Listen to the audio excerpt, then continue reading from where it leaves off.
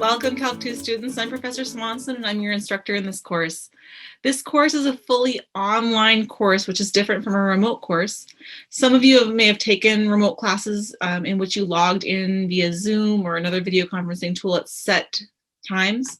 Our Calc 2 course is fully online, meaning there are no set meetings that we have as a group, and the work is done on your own schedule.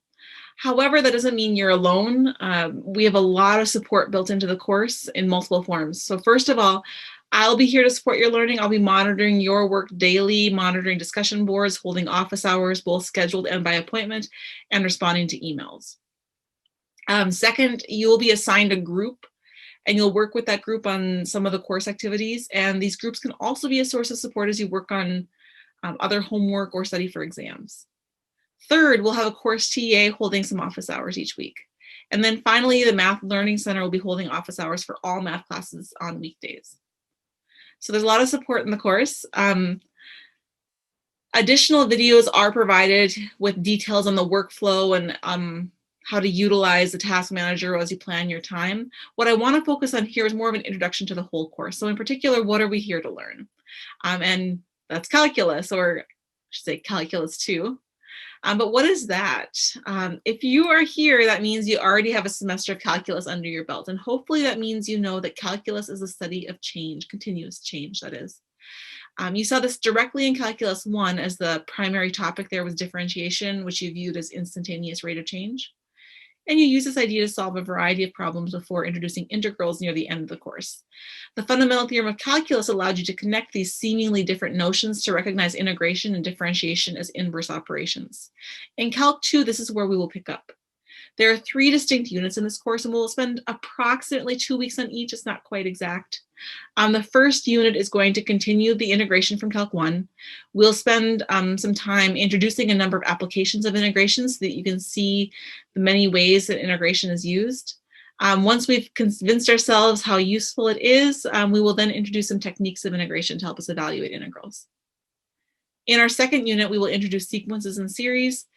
There are many integrals for which our techniques of integration won't apply, and the sequences and series unit will allow us to both evaluate some of these integrals and to estimate definite integrals. Then we will end the course with a shorter unit on vectors, parametric equations, and polar coordinates. I kind of think of this last unit as pre-Calc 3.